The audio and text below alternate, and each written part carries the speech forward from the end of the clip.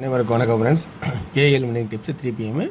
Dhanalakshmi draw number 19 17/9/25 guess பார்ப்போம். என்னென்னு daily chart month சார்ட்லேருந்து சிம்பிளாக 2 கான்செப்டில் மட்டும் எனக்கு தெரிஞ்சு எடுத்துருக்கேன். ஸோ அந்த கான்செப்ட்டுக்கு உங்களுக்கு இந்த கெஸ்ஸிங் பிடிச்சிருக்கான்னு பாருங்கள். இந்த இருக்கிற ப்ளஸ் பாயிண்ட்ஸ் உங்களுக்கு பிடிச்சா எடுத்துங்க. ஸோ அதுக்கு முன்னாடி நேற்று ஒரு ரிவ்யூ பார்ப்போம். ரிவ்யூன்னு பார்த்தோன்னா மிக ஒரு சூப்பரான ஒரு ஆட்டத்தை சி போர்டில் 7 அல்லது 2 தான், ஏ போர்டில் 2மே ஒரு சான்சஸாக வச்சுருந்தேன். 7 பாஸ் ஆனிச்சு. எதிர்பார்த்தேன், நானும் தான் வச்சேன் 282 287. ஸோ மிகப்பெரிய வருது. இந்த 3 கூட எனக்கு ஐடியா இல்லை தான். ஏன்னா 3ங்கிறது ஒரு சான்சஸ் கம்மினால அது கூட நான் ஆட கிடையாது. இதுதான் நான் வீக் சாட் தான் முதல்ல இம்பார்ட்டண்ட்டாக பார்த்துருந்தேன். அப்படியே போச்சு 7-2-7 அப்படின்னு அடிக்கிறான். அப்படியே ஆப்போசிட்டாக மாற்றி அடிக்கிறான்.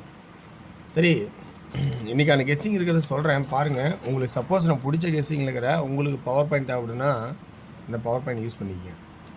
ஸோ நேற்று ஒரு நபரை போட்டிருந்தாரு, ஆனால் சி போர்டு ஏ போர்டு 7 தான் அப்படின்னு சொல்லியிருந்தாரு. சூப்பரான ஒரே ஒரு கான்செப்ட் எடுத்திருந்தாரு. நான் கன்க்ரைஸ் பண்ணியிருந்தேன். ஆனால் நானும் கற்றுக்கலன்னா உங்கள் வீடியோவோட ஃபார்மெட்டு பார்த்து நான் கற்றுக்கிட்டேன், நானே கண்டுபிடிக்க ஆரம்பிச்சிட்டேன் அப்படின்னாங்க. இதுதான் முக்கியமே.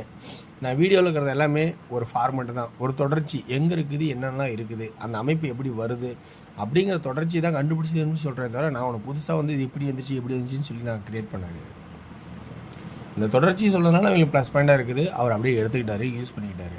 அதனால் அவரோட ப்ளஸ் பாயிண்ட்டாக கண்டுபிடிச்சி அந்த ஏ போர்டில் 7 தான் அப்படின்னு தெளிவாக சொன்னார். ஸோ அது மாதிரி நீங்களும் கற்றுக்குங்க.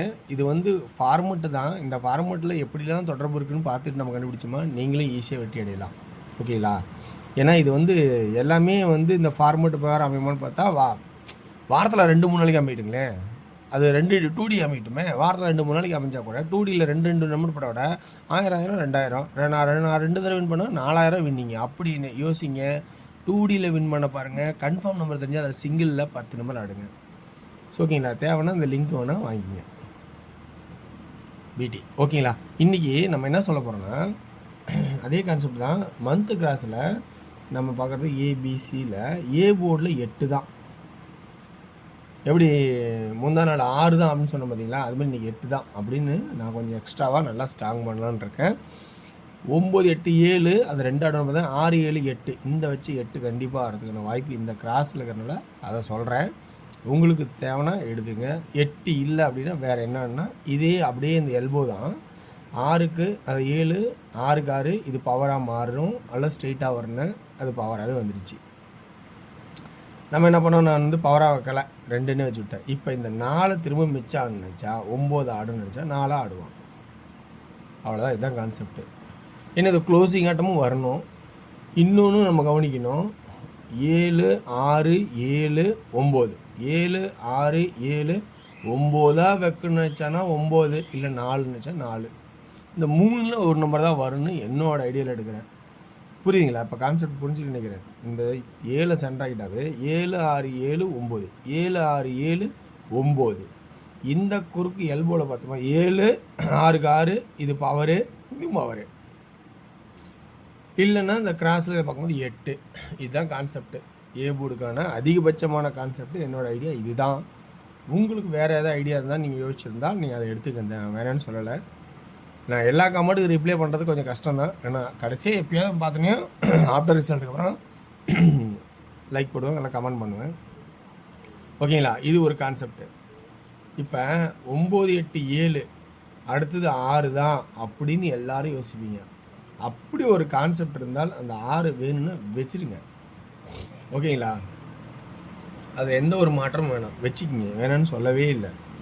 அப்படி இல்லை அப்படின்னா என்ன ஆடுவான் அப்படிங்கிற கான்செப்டில் பார்த்தோம்னா இந்த 6க்கான பவரு என்ன அப்படிங்கிறத கவனித்து பாருங்கள். ஸோ 1 அப்படின்னு கவனித்து பாருங்கள். ஸோ 1க்கான வாய்ப்பு இருக்கா? ஸோ 6ங்கிறதுக்கு அதிகபட்ச வாய்ப்பாகவும் இருக்குது, 1ங்கிறது வாய்ப்பாக இருக்குது. ஏன்னா இந்த 7 அப்படியே இந்த கிராஸில் 7, அப்போ இந்த 6 இந்த கிராஸில் 6ஆக வரதுக்கான வாய்ப்பாக இருக்குமா அப்படிங்கிறத சொல்கிறேன். ஸோ அதனால் 6 அல்லது 1 இது 3 ஸ்டெப் ஆச்சு. 4ஆவது ஸ்டெப்பு திரும்பவும் வரதுக்கான வாய்ப்பு கம்மி. அதனால் அது பவரில் ஆடுறோம். இது 3ஆவது ஸ்டெப் வருது. இப்போ இங்கே 6 7 8ன்னா அடிக்கலை. அப்போ 6 7 இங்கே அடித்தா அடிக்கிறதுக்கான வாய்ப்பு இருக்குது. ஓகேங்களா? இப்போ பி போர்டுக்கு என்ன பார்க்கலாம். பி போர்டுக்கு தான் இப்போ எனக்கு பிரச்சனையாக இருக்குது. எனக்கு பி போர்டு எனக்கு தெரிஞ்சிருக்கு, நான் தொலைத்துலேயும் பார்த்துட்டேன், எனக்கு தெரிஞ்சும் கிடைக்கல.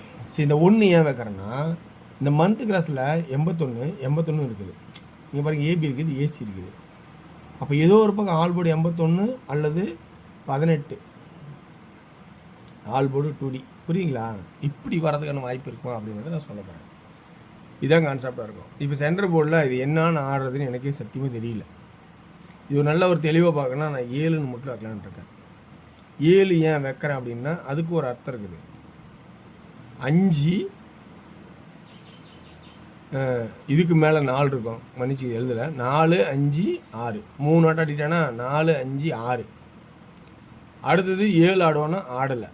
இப்போ பாருங்கள், நல்லா பாருங்கள். இப்போ 6 ஆடிட்டான், 8 ஆடிருக்கான். இப்போ 7 இங்கே ஆடுறான்னு வச்சுக்கி, 7 8 6 786.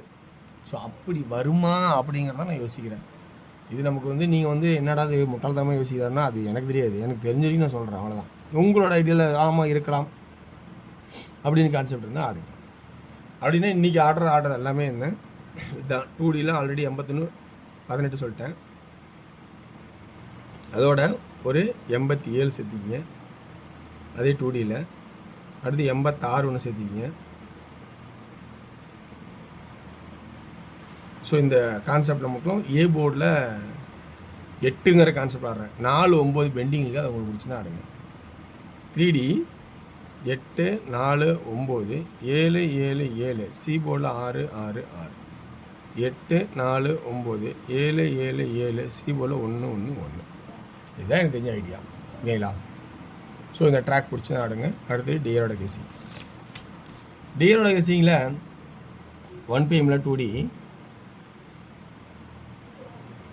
AB 19 14 39 34 BC 92 42 AC 12 32 3D 192 142 392 342.